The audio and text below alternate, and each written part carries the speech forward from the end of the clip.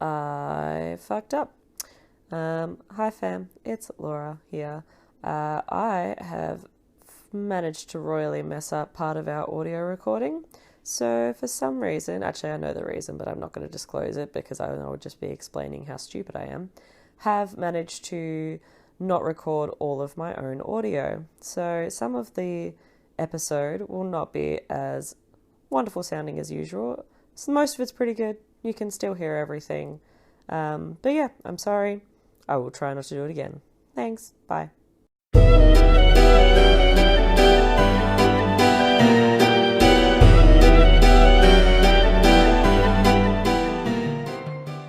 Double, double, toil and trouble. Some topics discussed may make people uncomfortable. For fair is foul and foul is fair. On this podcast, we will definitely swear. A lot. Now round the cauldron go, trigger warnings listed in the notes below. Thrice and once the hedge pig whined, the cocktails cry, it's time, it's time. By the pricking of my thumbs, something wicked this way comes. Maiden, mother, crone. Plot twist, we're all the crone. The stories aren't all made up and the points don't matter. Welcome listeners to The Weird Sisters, a podcast about the blurst and bizarre and all the things you were happier not knowing about. 1, 2, 3. Hello. Hello. Hi. How are you both? Rusty. Can't remember how to podcast. Yeah, I know. It's been a hot minute. I don't know what to do. My hands. Spoiler alert, we did... Well, I don't even know if it's a spoiler. We record our episodes in advance. What a surprise. And we recorded a lot in advance because I went away for ages. Yeah. She's back now. She's back with us. Yes. She's here. I have returned. We should explain who we are. Who are you? Why are you here? What are you doing? My name is Tay. I am the coconut on an iced Vovo and I am here to tell you some weird shit. Yeah. That is nice. Nobody likes the coconut though. I like a little bit desiccated. You take coconut, that that's back. I like desiccated coconut, but I know what Australia is thinking. We're weird about it. Okay, what are you? Who are you? Hi, I'm Lauren, and I am a two-headed fetus pickling in some VB. I love it. I have an interesting thing to tell you both. I wish Lacey was here because she would also love this, but I've also forgotten the name. I should tell who I am first. I'm sorry. But related to what you've said, I will come back to this. I am Laura. I am a megalania, a giant lizard that stalked the deserts of Australia. Yay. Anyway. That's good. In the... I shouldn't slap the thing I've just had operated on. In the, 1950s and shit, in London, they were giving women, this drug for nausea that basically meant their babies were born with no limbs. And my grandma took it for my dad. And he has limbs, luckily. But, apparently that's what I learned when I was away. Very interesting. Super interesting. I've heard of that. Yeah. It's wild, hey? Yeah. There was a big thing on it not long ago. Super interesting. But yeah, so that was cool. I can't tell you anything about it. I can't tell you how to Google it. Just Google limbless baby, 1950s. Yeah, that sounds okay. Drugs, always throw drugs in there. Metal. All right. Yeah. Interesting. What have you guys been doing before we get started? I've been house sitting for you, looking after the little void bunny. Yeah. It's been really fun. He's very sweet. He's a wanker. Yeah, he did have a good chomp on my arm, but that's fine. That's Yeah. neither here nor there. Yeah, Tim told me that he fucking bit the shit out of you and you wouldn't talk to him for a day. I got really grumpy with him because I was like, because I was just patting him very sweetly, and then he did this amazing backflip and nipped me right on the wrist, and I was like, okay, it's fine. I've been preparing for uni. Yay for uni. Yeah. So exciting. Yes. Hell yeah. I've been reading so much. Oh god, I've read so many books this year. You super have. Your Goodreads is full. Is it? To the brim. I haven't even looked. I'm sorry. I'm trash. I've read could you do 6 this? books this year. So Yeah, far. I've read 6 so far. I'm reading 2 at a time. I can never commit to one book. I start reading one and then I put it down and then I say, hey, what about the rest of those ones? What's going on with the rest of the books? And then I look at it. That's beautiful. Oh, It's yeah. really beautiful. I've been reading trash, but that's neither here nor there. We love trash. Trash is fine. Been having a good time with my trash. Mm-hmm. We should tell some stories. Neat. Yeah, we Yeah. should talk about things. What's our theme this episode? We decided, you may have already cottoned on from our introduction, we're doing an Australian edition. Because we were going to attend something for the bushfires, and unfortunately couldn't make it because Lacey is still in fucking hospital. but actually she's been released today. Yay! Jailbreak! So Lacey's out. She is, again, thoughts and prayers. Please be careful with them. Not too many. She will get too strong. But she's out. And we're going to go see her pretty soon and check that she's okay and report back. She still has her spine in a jar, I'm pretty sure. I don't think anyone's tried to take it from her. That's so cool. Yeah. Good. Yeah. She's been having a great time. She told me some very intimate things that I really wish I could share because they're very funny, but I'll check with her before I tell the podcast. We can have a story time. Mm-hmm. We should just have like a weird surgery episode. We all talk about our weird surgeries. Yes. That'd be really fun.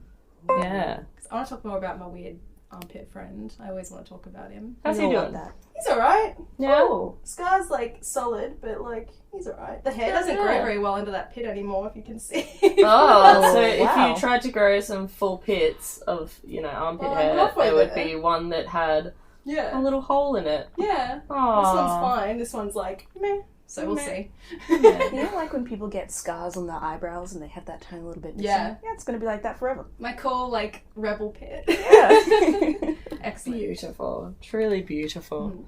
Mm. I have a story for you guys. I'm It's ready. Australian themed. Would you have guessed? But have either of you heard of Devil's Pool? No. Yes. Oh, really? The Oh. name is ringing a bell, but that is as far as I'll go. Oh. I'm a little bit disappointed, but not really. It's fine. I don't know what it is, but I've heard the name. It's fine. It's fine. Okay, well, Babinda Creek, Babinda, which means water flowing over rocks, in far north Queensland, flows down from Mount Bartle Ferrer. Oh. I googled how to pronounce that. I'm still pretty sure I did it wrong. So in the future, I'm just going to guess again. I tried to take a leaf out of your book, I'm not fucking doing it because I'll just fuck it up anyway. It's Queensland's highest mountain. The creek passes through lush rainforest and strains out to the coast to reach the Great Barrier Reef. As it snakes through the rainforest, the bright blue waters tumble over a group of mammoth boulders. Babinda is one of Australia's wettest towns. It has 4,000 millilitres of average rainfall annually. The rain causes flash floods and pushes massive amounts of waters through the creek, and the speed of the water and the turbulence created by the wild landscape it flows over causes the water to be super, super oxygenated words, which makes it really hard to float. This isn't what I thought it was, but I like where this is going. Very interesting. So I don't know if you knew this, but denser water, so like water that has no bubbles really in it, it's easy to float in. The more oxygen water has, the more difficult it is to float in. So like white water, there's lots of bubbles. Yeah. That's what the water is white for, because it's all smashing and crashing over shit and moving very quickly. It's actually a lot harder to float in. So that's why whitewater rafting is very dangerous. And I'm not going to fucking do it. I don't want to die.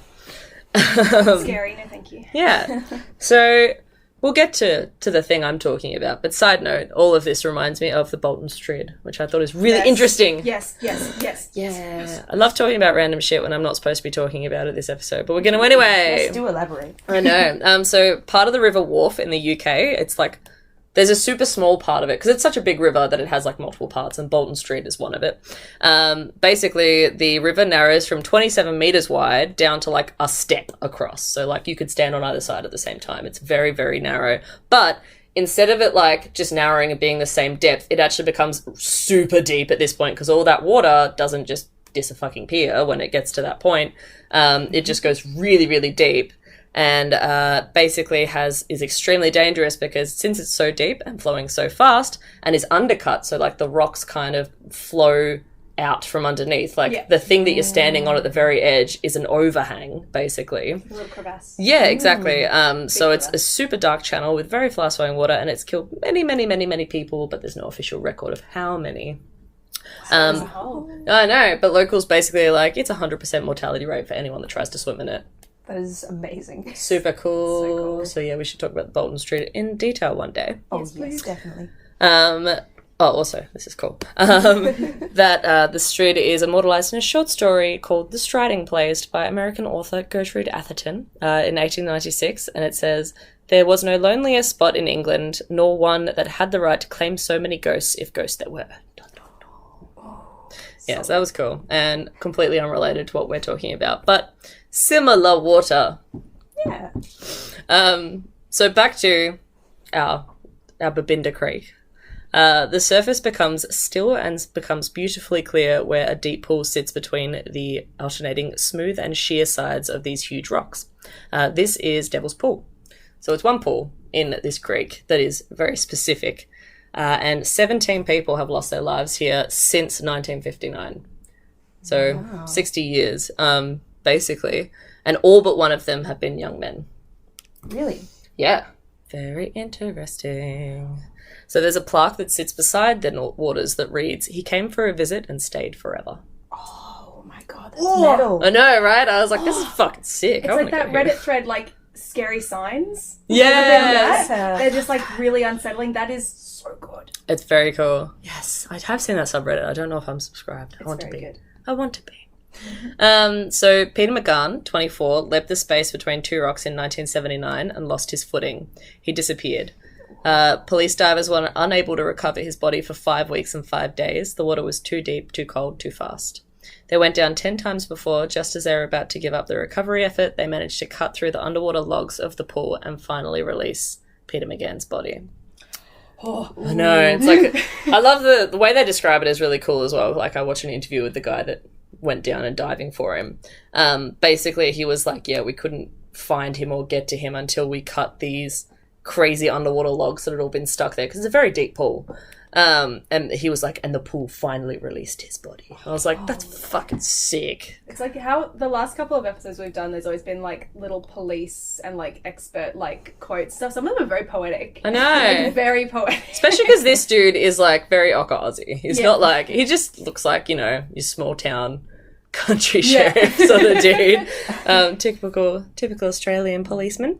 Except, yeah, he's just suddenly became Edgar Allan Poe when he was talking about this dude's body. Pulitzer Prize winning. Yeah. But yeah.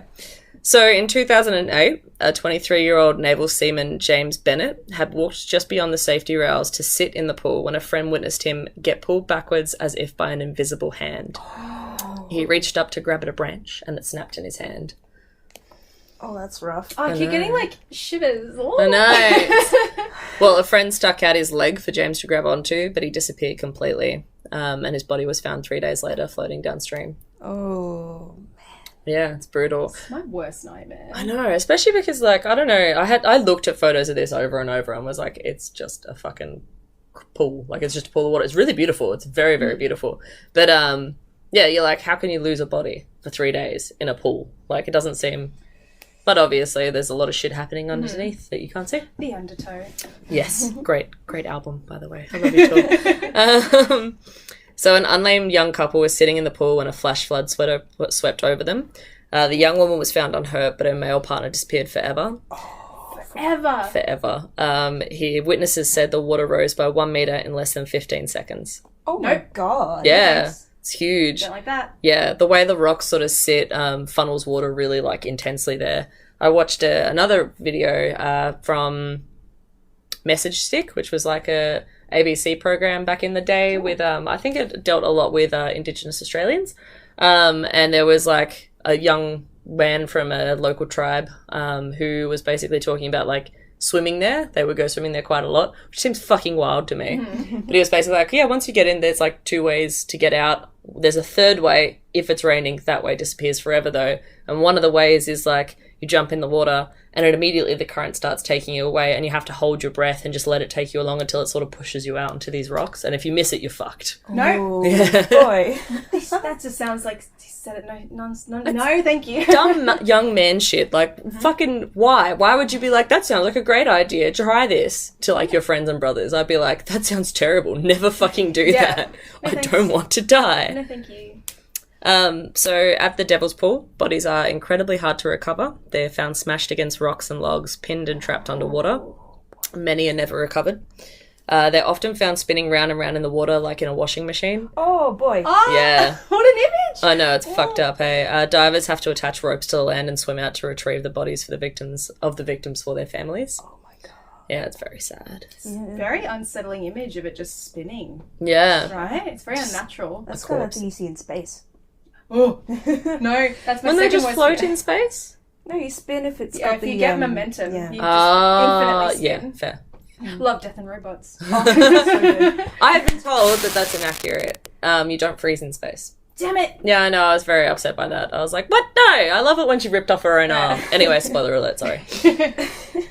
But recovery divers get paid so much money because it's so horrific. Yep. Fair. A lot of the time they do lose their lives doing it, though. Yeah. Yeah. It's very, very dangerous to do. It's sad. Yeah. I'll stick to retail, thanks.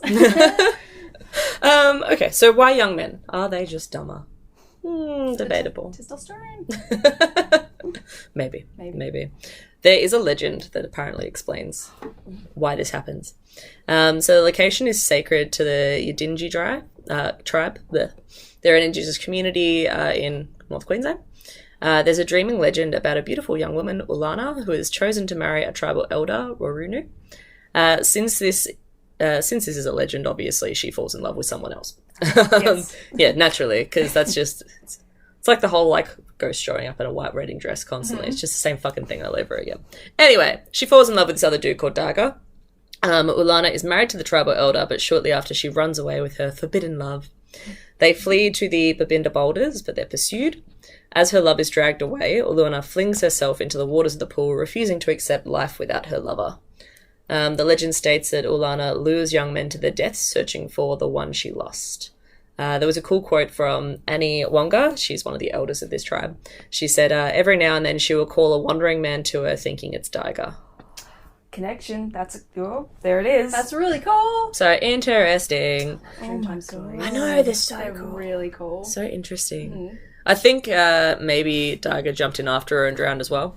I don't know. Some versions seem to say yes, but other ones are like, don't even mention him. So I'm just like imagining him going like, oh no, standing to the side. But yeah, so that's really sad. Solid. Pretty crazy considering not all the men who have died at this place were even swimming when they died. Yeah. Yeah, I know. The flash flood that claimed the life of the young man but not his girlfriend. And the deaths go back way longer than 1959. Oh, I can imagine. Yeah, heaps and heaps. Really? The Khan's Post, thank you very much. I have beautiful records for me to follow. So I found two. One of them is from the 10th of June 1993. It's titled Search Proceeding. This is the quote. Although it is practically a week since the unfortunate man, Mr. T. Winterbottom. There's laugh break. Unfortunate indeed. We didn't laugh at semen before. No, when you said that, 'cause I I was know. like, no, let's be We're adults. adults, and then you said that. Winterbottom. Oh, unfortunate. He was swept over the Barron Falls, and all likely places have been searched. The body has not yet been located. It is problematical as to where the body can be. Yeah, I double-checked that, but that's what they said. As the first pool under the falls proper is of a tremendous depth, and perhaps the body may be lodged in crevices or caves which exist beneath the water. Again, the body may be lodged in one of the crevices under the second pool. The search is being continued, and further search of Devil's Pool will be made. And then the 18th November 1940, inquest at Atherton. A tragic story of an 8-year-old child, John Dominic English, who was drowned in Devil's Pool last Sunday, was retold to the police court at Atherton. And that was it. They just didn't have anything else for me to read there. But yeah, it's very sad. Sucks. Yeah. And the only female victim in the last 60 years actually drowned further upstream than all 16 other men who were killed here. The legend repeats. Dun, dun, dun. Yeah, she's just going to, like, expand it. So the haunted pool has a lot of, like, ghostly photographs. Apparently it is haunted. A victim's father took a photo of the location his son disappeared, only to see his son's face in the swirling water. Is that available online? I tried really hard to find these photos and I couldn't find shit. So unless I just can't see them, or if these photos don't exist, which is possible... But a quote from the Brisbane Times, when the father came down, the police took him out and showed him where his son disappeared. He took the photo of that and he came back and they showed him where they had tied him up. Oh. Where they had him tied up there. What? Oh. Okay, anyway. And when he went over to Innisfail the next morning to get them developed, that's what they found. That photo, he's even got a cigarette in his mouth. What? I know. That's a very confusing quote. Release the photos, you cowards. Show me. Another image featured in a 2009 Khan's Post story says a face of a First Nations woman, supposedly. Because, again, I could not find either of them. Damn it. I know, there was a lot of fucking hearsay in a lot of these stories. I had a lot of problems trying to find the shit. I was like, okay, cool. How about you tell me about any of the other 16 fucking people that drowned besides the 2 that I mentioned before, or the 3rd even, the guy with his girlfriend. And there was just nothing. Nothing. Anyway, so since it's called one of Australia's most haunted locations, well, that didn't make sense. It is called one of Australia's most haunted locations. A woman can be heard calling in the dead of night. People who disrespect the site get fucked up. Good. Yes. So one example is that of a young man who was visiting the pool and decided to kick one of the signs. He then slipped and fell into the waters and drowned. Oh, fuck. Yeah. There's a link. Like, they found this mentioned 4 or 5 times in these articles, and each of them links to an article that has nothing to fucking do with Babinda Creek or Devil's Pool. It talks about a totally different story and a totally different place. So I have no evidence this ever happened, but I wanted to tell you because the internet told me. The pool is now a no-go zone. It's got signs warning tourists to stay out of the water and to swim in the safe pools nearby. Naturally, everyone ignores them. If you put in the location on Instagram, you'll find heaps of fucking dickheads swimming in the place they're not meant to swim. Everything I found basically was just the same 5 facts repeated over and over again. I had to really search for a lot of this extra info. The only other deaths I could really find anything about was literally just a mention, and it's always in the same sentence. There was also a tourist in 2004 and a businessman from Sydney in 2006. Ooh. That's it. So maybe this place is very dangerous. It sounds like it's very dangerous, but also maybe it's haunted, but also maybe there's a crazy legend about it. I don't know. Either way, you won't catch me swimming in it. So. I'm not fucking going there. The only thing I did find is apparently there's no crocodiles there. What? Which surprises me because it's North fucking Queensland. Mm-hmm. There's crocodiles everywhere. There's crocodiles when you lift up the toilet on the... Yes. There's a crocodile there. Side note, my dad works at a restaurant in Broome and there was a snake in the toilet not long ago, and I thought that was really funny. Oh, do you know what kind of snake? No, but it's one of the ones that likes to be in water. It's probably like a non-venomous one. Oh. I think those ones like water more so than the toxic ones. I don't know, actually. I don't know either. But like, that's who's just offhand. He's like, yeah, there's a snake in the toilet at work the other day. I was like, fucking hell. Jesus Christ. Oh, funny you should mention that. My cousin took her kids to some beach in Western Australia. I forget which one she went to. I went to the beach a lot while I was away. But yeah, she went to one in Western Australia. And she's filming all the kids swimming in the pool. I've got to see if I can get this video of it because it's fucking hilarious. Mm-hmm. All the kids are swimming. She's got like a 16-year-old daughter. They're all out there having a good time. And then all of a sudden they all run out of the water. And she's like, what's going on? And her daughter, the 16-year-old, just goes, it's a fucking shark! It's just the most terror that you've ever heard. And apparently one of the dudes like dragged it out of the water. No. Which really upset me. I was like, leave that fucking shark alone. What did it do to you? So I don't know if they put it back, but I'm very sad about it. And now you all get to be sad too, that poor shark. Oh, It was a big one. Oh, big one. Yeah, it's a big one. just dragged it. Yeah. There's a photo Strong somewhere thing. of him dragging it out of the water. Oh, What a God. fucking idiot. Wow. Anyway. I've got a theory for the photograph. Yeah? I hate to be a Dana Scully about it, but have you heard of that double exposure thing? Yeah. Oh, yeah. I mean, with a cigarette in his mouth, you think Yeah. that maybe. That's what I was thinking as well. Especially if it's like his dad's camera. What's to say there's not another fucking photo in the camera that he had taken? I do want to believe that his face was in the water. That's Yeah. fucking funny. I'm a salty Sally. I always ruin these things. It's like, I found myself, whenever I like listen to the podcast, I'm like, it's just me going, listen to this cool thing, but it's not real. But also, this is what really happened. I have no fucking idea. But yeah. So it sounds like a really cool place. It's very beautiful. I got all my information from, naturally, Wikipedia. The day I don't mention Wikipedia is the day I give up on the internet. There was a good Guardian article, top10s.net. Townsville Bulletin articles, Brisbane Times articles, WeirdAustralia.com, which was probably the best article I found. Cool. The Message Stick TV show, New York Times, and also lifeincairns.com. She deep dove Lovely. Yeah. right into that internet pool. I tried fucking hard, people, to get you your shit, and there was nothing. So that's Babinda Creek and Devil's Pool. Thank you very Lovely. much. Thanks, team. Loved it. Yay. Alrighty. Has anyone ever heard of the suburb of Westall? Yes, I have heard In of Clayton. Westall. It's near Clayton. Yeah. Like near Moorabbin Airport. Have we heard of the Westall incident? No. And you hadn't, and I'm so excited. Alrighty. So, just start. Did anyone else hate PE as much as I did? Yeah, it sucked. Yeah. I mean, every single lesson, like, for some reason they had this dumb thing. If you didn't want to participate, you had to just walk around the school, like, around the whole oval. I just go and smoke cigarettes and walk around the school, get Red Rooster. So it was more detrimental to my health than anything else was PE.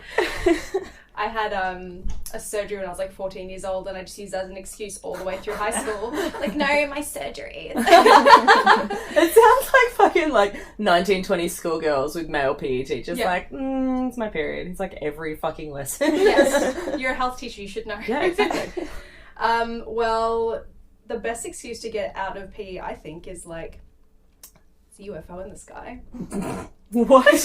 Yeah. Are you fucking serious? That was a shit segue, but we'll get there. Well done. So, April 6, 1966, a PE class at Westall High had their session interrupted by a UFO.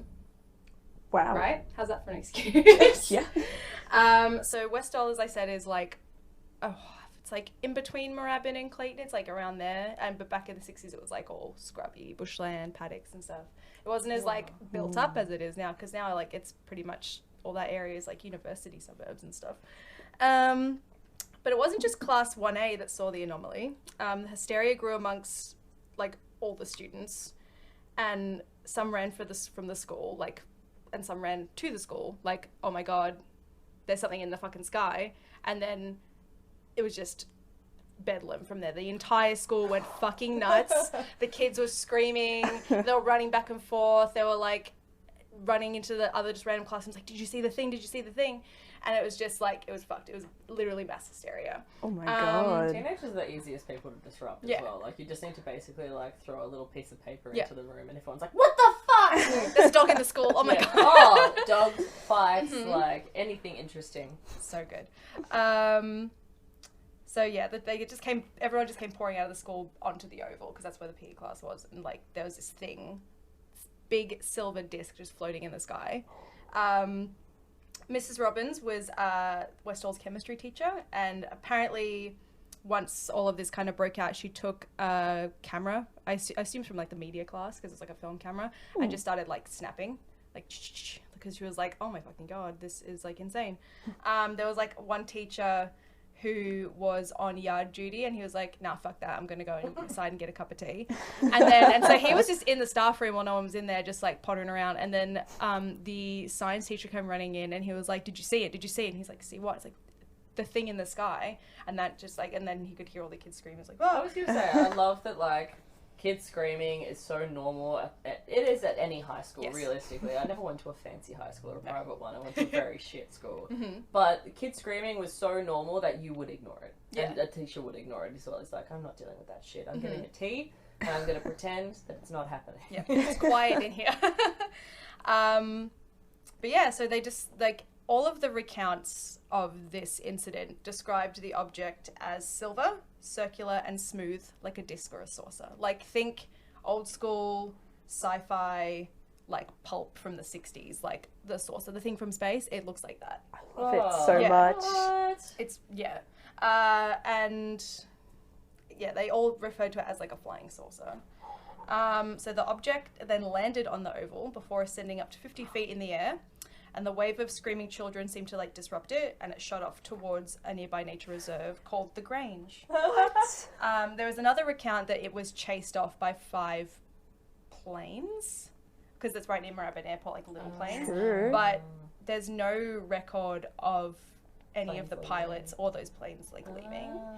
So it is a bit like sketchy there, but a mob of screaming kids would scare me the fuck away too. So. What's that fucking My Chem song, the one about teenagers? Yeah. Oh, yes. I used to be like, that used to be my like, yes, like empowerment song, and now I'm like, no man, it's a fucking mood. Yeah, you are terrifying. Yes. There is no one more obnoxious on earth than teenagers. Yeah, Agreed. yeah.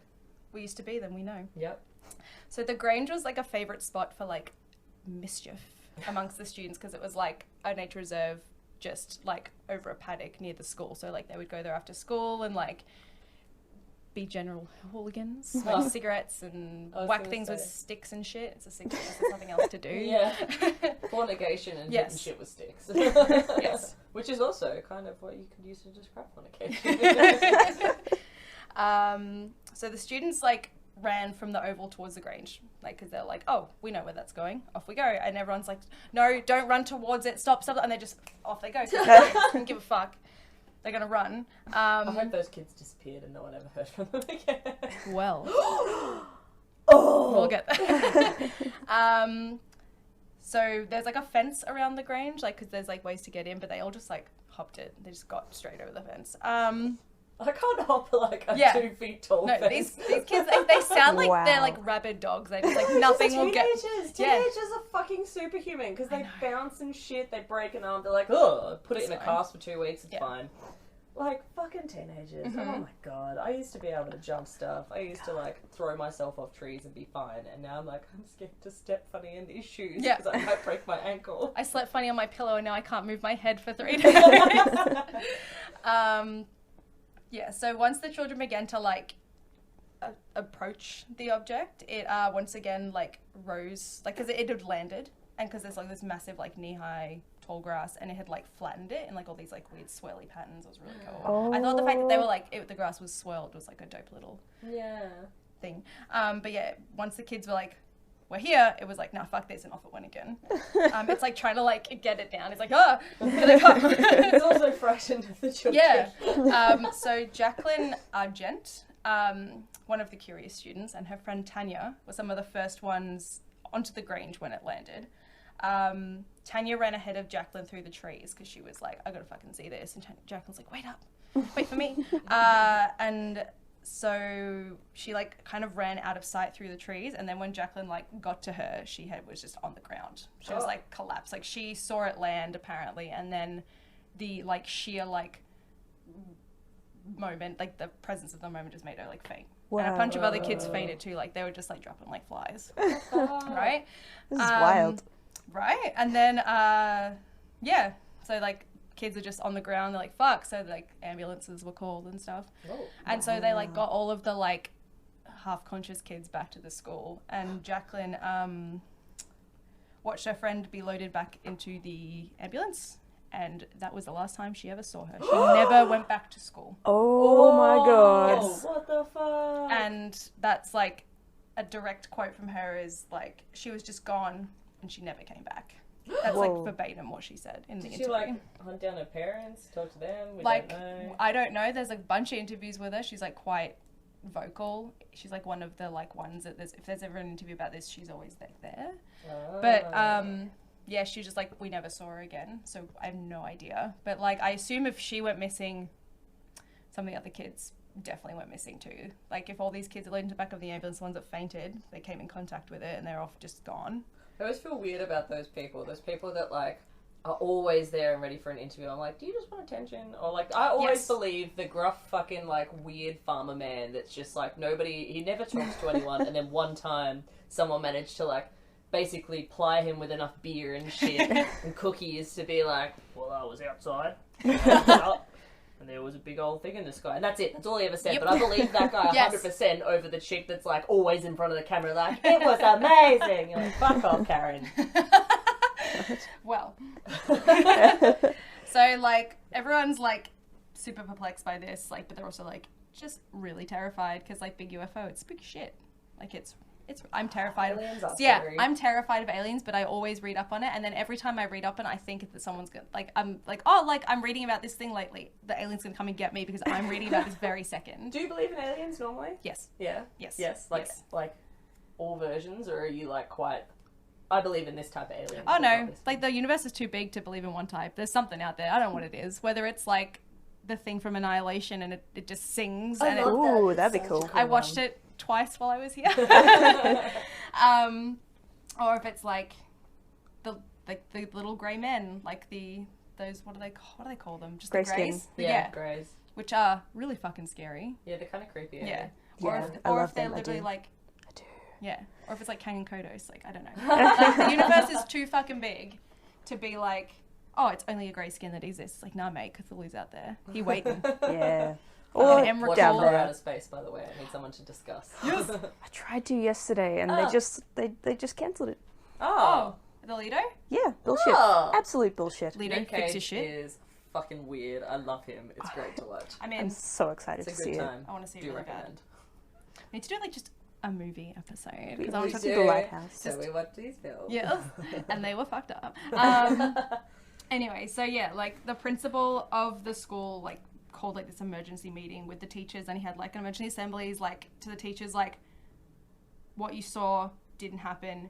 Tell the kids it didn't happen. Like you have to tell them this way. It's a weather balloon. Like fuck you. It's not real. He's like, I don't want to deal with this shit. And all the teachers and like a bunch of the teachers like obviously like they were in their prime in the 60s, so like they did now.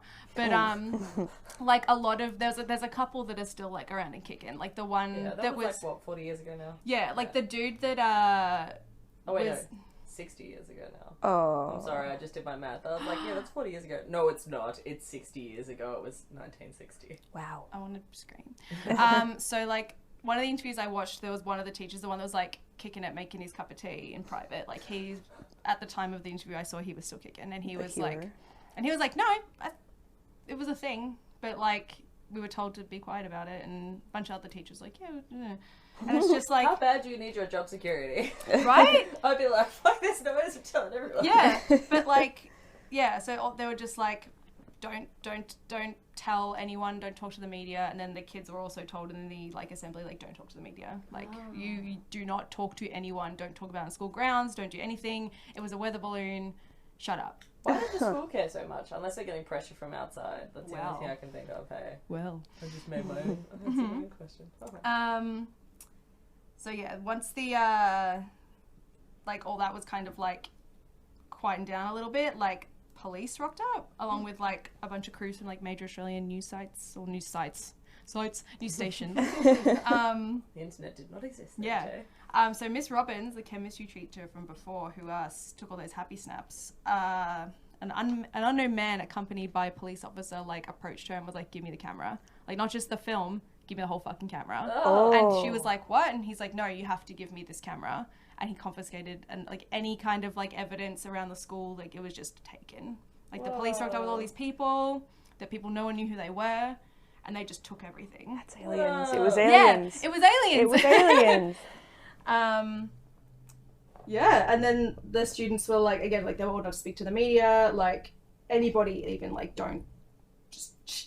And then after school ended that day and all the news crews were still there, like it was like a foot outside the gate, and they were like with microphones, "What did you see? What did you see? What did you see? What happened?" And some of the students were like nah, told not to. And then like all like the shit eating grin like mischief makers that were all in these interviews were like, "Oh no, I talked to them." I was like, "Oh hell yeah." So a few of the like students, they did stop, and then a school representative like ran out and was like, stop, no, like stop this interview now. And then the police also stepped in, were like, "Nah mate, can't interview these kids, get out," and stuff like that. Everyone was just trying to keep like snuff this hysteria so quickly, like no, it didn't happen. And any of the students that spoke to the media, they were given detention for like weeks. Oh, wow. Yeah, like super punishment for like talking. Like no, don't What do that. bullshit. Right? And then in the days following the incident, a military presence had gathered around both the paddocks behind the school and the Grange. So like proper like the Air Force was there, like dudes in like military greens, holy shit. like were like guarding the area. I love this. And there was I love this. so there was like there was a university student who was like super interested in what was going on. I can't remember his name, but he's in some of the interviews, and he had gone there to like look after. He's like, "Oh, this gotta check this out." And there was like all of these soldiers like, "No, you can't. Like, get the fuck away. You can't come into this area. This is like you have jurisdiction here." And it was like, and then he said that he saw all these like scientists with like Giga counters, like trying to like measure shit and like trying and testing the soil. And then after the military presence left, the entire scrubland was burnt. Oh. Everything was torched. Like, why would they torch it if it wasn't aliens? Yeah. And then, so any visual evidence was lost. Like the big, like because there was circles, like crop circles, like in the tall grass, and they were all gone. Everything was gone. 4 days before the incident occurred, a man in a Melbourne suburb not far away took a photo of something in the sky that matched the description exactly. Oh my god. Yeah. Does the photo still exist? Yes. Oh! See our Instagram for more details. Very nice, well done. Yeah, proud of you. so not gonna lie, it looks a little bit like a silver medal teddy Yeah. because every recount of all the witnesses watching it fly, like it laid flat as it floated, and then when it shot off, it would turn on its side and shoot off. So it literally looked like a titty, which I think is really funny. But I think it's kind of taking away the seriousness of the situation. But also, I don't care because it's funny. Yeah, so that was like pretty wild. That like 4 days before that happened, and it's just like it's very much aliens. It's aliens, dude. I'm just gonna keep saying it's aliens. It's aliens. Yeah, so also, if you don't remember, you do remember, I just said her name before, Jacqueline. Yep. And her friend Tanya, Yep. who went missing. So Jacqueline was summoned to the principal's office a couple of days after the incident, and she was like interviewed by like these two strangers, but she called it more like a confrontation rather than a conversation. Okay. So they were pretty much like, essentially they were just like gaslighting her to fucking hell. And they were like really aggressive and like condescending and telling her that they knew what she saw wasn't what she saw. Like, we suppose you think what you saw was alien. We suppose what you think you saw was a flying saucer. Like, they were super aggro, and she like, in the interview she was like, yeah, I left the room afterwards and just cried.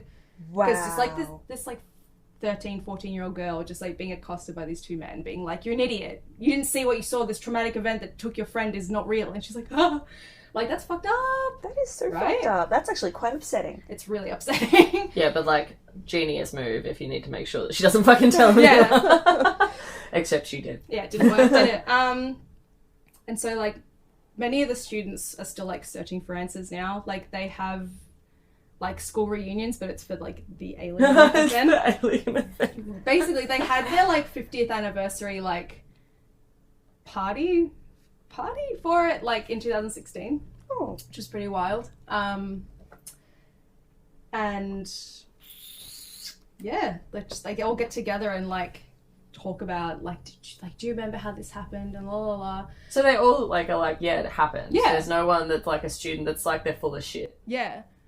Like, even like, because there's well, I got most of this info from a documentary that was made a little while ago. It's an excellent documentary. What's it called? It's called Westall 66. Oh god, Westall 66, like an incident or like a something. It's I will link. Story. Yeah, Google will yeah. say. Yeah. It could be a story, but it was produced by, I want to say like the ABC, but I don't know. But it's been like shown on the Sci-Fi Channel on Foxtel a couple of times. But the whole thing's on YouTube. I'm gonna link it. It's gonna be there. I will send it to both of you. Wow. Thank you. It's kind of funny too because it's like very silly at times. Like there's the dude who's like the forefront of the documentary that's like trying to figure everything out, has like a big list at one point. He gets a big fat marker and like crosses things out like very theatrically. It's very funny.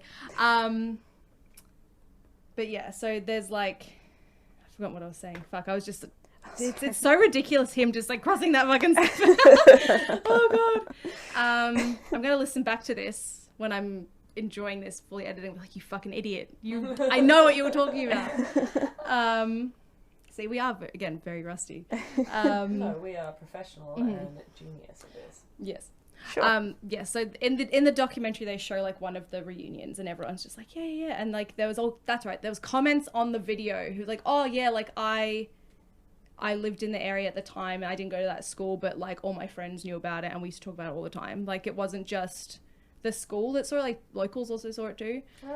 So this is like the largest mass UFO sighting in Australia. Over 400 people saw this thing. Fucking hell. This absolutely happened. Yes. No, it super did. And like, it was like this massive cover up. Like, the government's like, NASA, but like they didn't count for the internet in the 60s. So it was also investigated by the Victorian Flying Saucer something society. There's what of those? Yes, so they're not called that anymore. But it was very like like that that book, like the Potato Peel Society, like very like long and very like la-di. That was very sweet. I'm literally reading that right now. Really? That's very cool. And there's footage in one of the documentaries I watched of like all these little old ladies in the 60s with like their Sunday best on and their belts and their gloves and their hats, and they're like, oh no, yes, UFOs exist. And it's like, I fucking love you so much, Gladys. You're the one. But yeah, the documentary that I watched is great. Like, I've watched it a couple times before, but I went back and watched it properly and like took notes and stuff and la la la. And it's just really well done because like there's a really cool way, because like in normal like documentaries there's just like a footage reenactment. All the reenactments in this are charcoal drawn stop motion. Oh, that's cool. And it is so unsettling. It is so eerie because it's literally like drawn, a frame is drawn, it's rubbed out and then drawn again, and then the smudges will move with the it's really I it's love really that. cool. It's really cool, but it is so unsettling. It's very spooky. There's like a picture book, a very famous Australian one called The Water Tower. And it's very weird and unnerving. It's like an X-Files episode. And it had the same feel to it. And I was like getting really like, ooh, because I was watching it last night again at like 1 a.m. And I was like, nah, dude, turn it off. But yeah, like there's also a National Geographic interview with a couple of the ex-students, Jacqueline, a couple of the teachers, which is a bit more updated, but it still like covers all the same stuff, which is really cool. But yeah. Wow. Aliens be fucking shit up in Clayton. Which also I like this story because it's really close to home. Because it's like the eastern suburb. They exist and they exist here. They super do. Love it. No, it's dope. But yeah, that's my story. Oh, Very nice. Love it. Thank you. Big fan. Fucking aliens, dude. Yeah. Aliens are one of those things that, like, a lot of the encounters that I, like, read about are one of those things that I'm like, nah, that's kind of dumb. I don't believe it was aliens in this scenario. But then other ones I'm like, oh, I don't like it. It's scary. Yes. They're real. Oh, it's so spooky. I love Very it. upsetting. Mm-hmm. Oh. Yeah. Wow. Well, okay. Moving Now on. It's down to you. Hello. Welcome to this. It's so unsettling. So I don't know about you guys, but when I was in primary school, we went on a camp out near, where the bush is, and the teachers would like take us out for a little bit of a walk, and then they would just be like turning to us and going, "Okay, guys, so you got to watch out for drop bears because they're gonna come out of the trees. They're gonna cling to your face, and I'm not exactly paraphrasing here, but they'll fuck your shit up. They'll maul you, and." And then we would hear rustling from the bushes, and we would get super freaked out, and then one of the other teachers would burst out, and they would be like, aha, we got you, drop bears aren't real, and they would do this all the time. But my first time, I had no fucking idea what a drop bear was, because no one ever told me until then, so I thought I was going to die. It's a teacher. You kind of have to give them the benefit of the doubt most of the time because like it's a teacher. Exactly. And before I Yeah. launch into this, I just want to say this goes to show that Australians will do anything for a gotcha moment. Fuck yeah, we will. I have done this to countless tourist friends of mine. Like, every time I go overseas and I go to a hostel and I start talking to people, I try and, like, subtly just throw it in there. You'd be like, yeah, but you can't go camping anymore because of the drop bears. It's pretty bad now. You just leave it and just wait. And then eventually someone will be like, what did you say? And you're like, oh. Plant the seed in their mind. And then you get, like, indignant about it. You're like, you don't know about our national crisis? Like, are you fucking serious? We're not some backwater slum. Jesus Christ, we're a country. Yeah, I love it. It's my favourite thing. Oh, man. So yeah, drop bears are a tool to trick children and tourists into being scared of the wrong thing when you're out in the bush. True. They're described as koala-like predator, which when feeding they drop from the canopy above, which you guys obviously know this, I hope. Yep. Oh yes. Yes, very well versed in this. And yeah, they attack their prey by fastening onto them with their claws and starting to feed on them while they're still alive. Love it. Oh god, I hate these notes. Big munch. It's one of my favourite things. Again, we did man-eaters last week. A month ago. But I always love, like, it's fucked up. It's one of those things, again. It's like we were talking about how you have preferences for the type of weird shit that you like. I always like where there's a monster or something that, like, eats you while you're still alive. Because that sounds fucking horrific. It does. It's like in Jurassic Park. Yeah. You're alive when they start to eat you. It's like, oh! 4-year-old me's like, good. fuck you! Yeah. My favourite fucking movie as a kid. Tells a lot, doesn't it? Eat you from the butt up. So, they apparently, according to a hoax article, can fall up to 8 meters and still survive. Oh. I've got a lot of hoax article things in here because there's 2 that I found, which are like the main ones, which are the main, like, drop bear hoax articles, which one is from Australian Museum, the other one is from Australian Geographic, and they have such specific details. The fake scientific name is Thylactus plummetus. Excellent. It's Okay. really good. It was the best news to hear that. But they apparently have powerful arms for climbing and clinging onto prey. They have apparently no canines and instead use premolars to tear into any unlucky passers-by. Ooh. Although many of the edited pictures that you see online disagree, because like people put massive canines on them and smear blood around their face. Photoshop. Like shark jaws and shit. Op-shop. Op-shop. Ring and slip. That's what I'm thinking about at any given time. They can apparently weigh up to 120 kilos. Ooh, fuck. Yeah. Finally something that weighs more than I do. To say the same thing. Oh god. But the best thing is to look up the folk remedies that people give out to people, because like Ooh. there's the classic ones, which are like putting forks in your hair and smearing toothpaste or Vegemite behind your ears. You've got to or your use the armpits. Vegemite. Yes, Vegemite is the only true way to be sure. Surely that would attract them idea. because, like, my cat used to go fucking nuts for Vegemite. Like, Really? yeah. So, like, I would open the jar and he would know what the jar sounded like, and he would just come galumphing from like his lair behind a curtain. Yes. He's like, yeah. Basically, he would just scream for it. And then if I was eating toast on the couch, he would like claw his way up my chest and try and eat it out of my mouth. Like, it was disgusting. Cats are fucked. They Yeah. are inhuman. Yes. Something's wrong with it. Well, obviously they're not human, but you know. But I would They're much more, inanimal. yes. I'd be much more repelled by like toothpaste and Vegemite because I'd be the same. I'd be like, fucking A. Yeah. Give me some of Toothpaste that upsets sweet, you, sweet does. black tar. God, I hate the feeling of it underneath my armpits. I can get into it. Yeah. Oh god. Imagine how, like, sticky you'd be under there. Would you be sticky or would you be more, like, greased? Maybe grease. If it From was Vegemite? paste, you'd be like sticky. But I think the grease. Yeah. Toothpaste would be uncomfortable and would chafe. So Vegemite's, again, Yeah. the way to go. It's all terrible. It's all just the worst. I'd smother myself in Vegemite. I think it's shit. Oh, this one was my favourite one. You can lay under a tree and spit up, and knowing if the bear spat back, then you're in danger. Spit up so you spit on your own face. Oh god. Oh.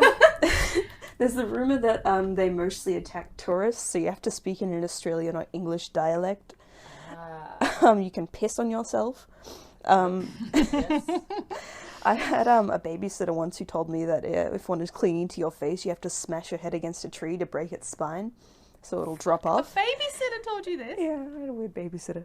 Fucking hell. You had a very strange childhood. I love all you just come out with some stories sometimes and I'm like, I get whiplash and you just keep moving on. I'm like, no, go back to that. Go back to the weird babysitter. Tell us more about this fucking person who was supposed to take care of you. It's like a horror movie babysitter. Oh, another time.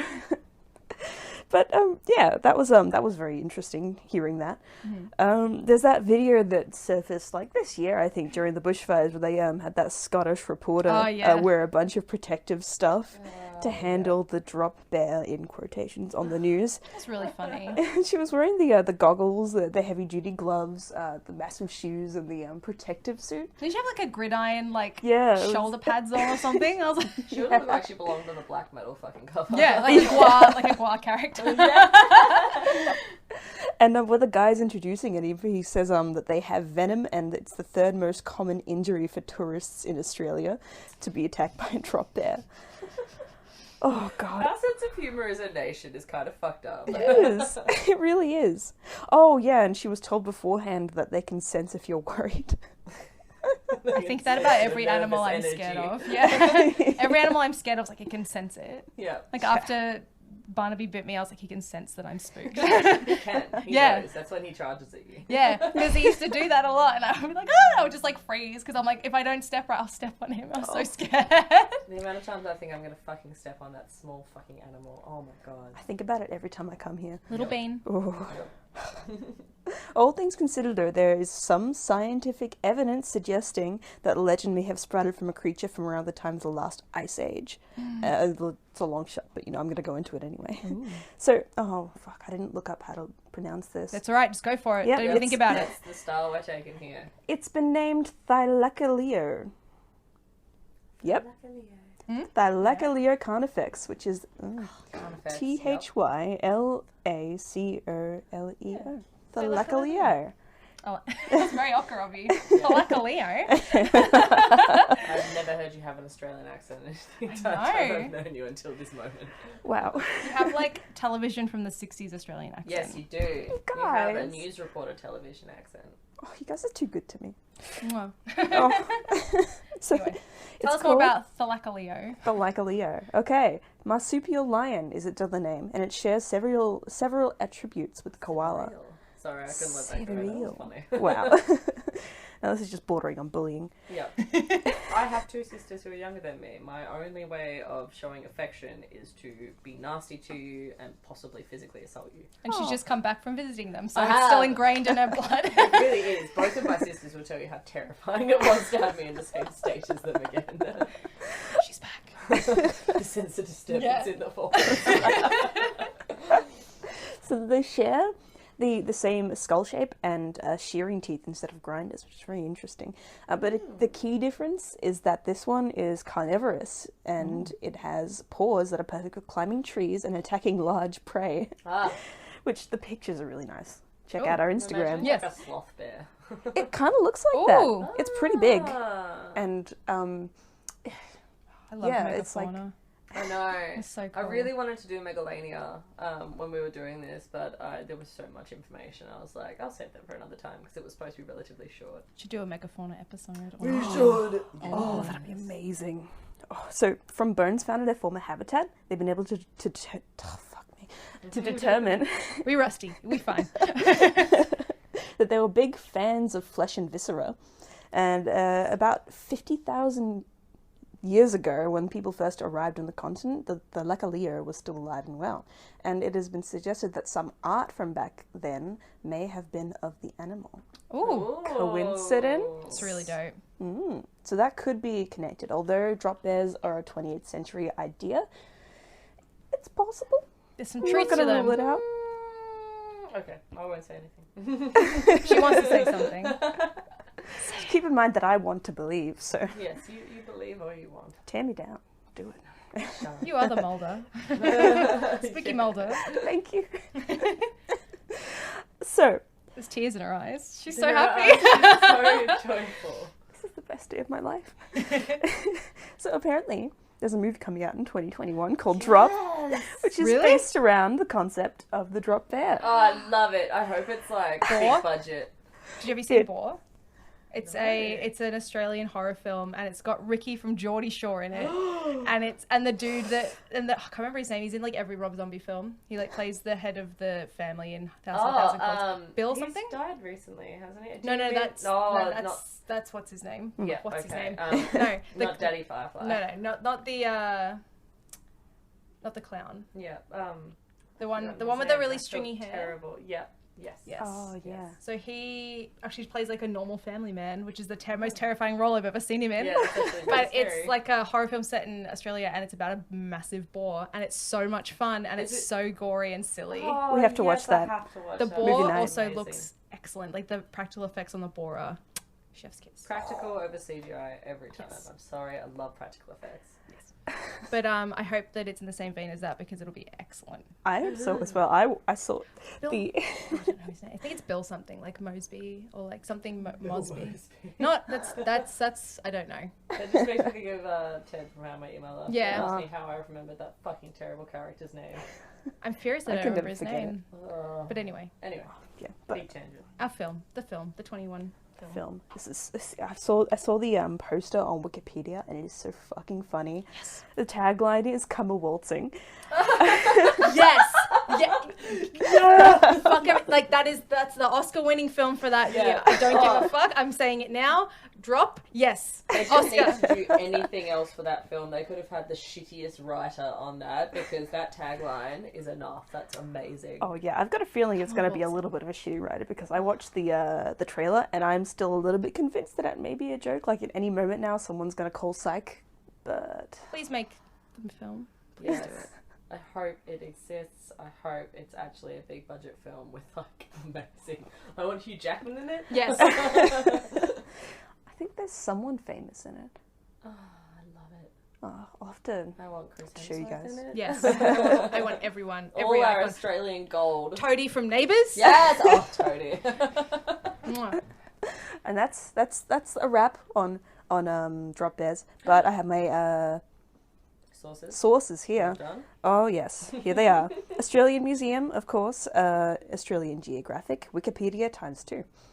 Thank you. Times two. That's amazing. Times two. Yeah. I had a good time listening to you talk about Drop Oh, Bears. it was so good. So fucking funny. There's like a surprising wealth of fun shit to talk about when you like look at Australia. There was so many that I wanted to do. There was this really fucked up one, a Luna Park fire and like possible demonic thing Ooh. there. But I thought since we were supposed to be researching this episode in order to talk about Australian bushfires, I was like, that's a bit on the nose. Yes. That's a bit upsetting.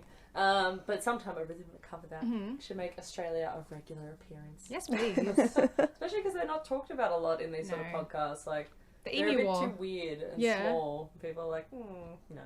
I love it. Excellent. Oh, good times. We did so good. Yeah, we did alright. Yeah. I'm happy with it. We're getting back into the swing of it, guys. Thank you for listening. Yes. You can find us on our socials, our Weird Sisters Cast on Twitter and Weird Sisters Podcast on Instagram. Mm-hmm. Thank you for listening. Thanks, guys. Pray for Lacey. She is getting better. She's recuperating at home now. We're hoping that we may be able to record the next episode with her. If not, we're just going to bully La into helping us because she's been fabulous and so helpful and such a treasure. We've got our claws cherish in you you. now, like a drop bear. Can't get away. I love that analogy. Smash our spines against a tree, we'll never let go. It's like an ant head. Yeah. Right at the body. Beautiful. Cheers, fam. All right. Yeah, Thanks tune very in next much. week. Bye Bye. now.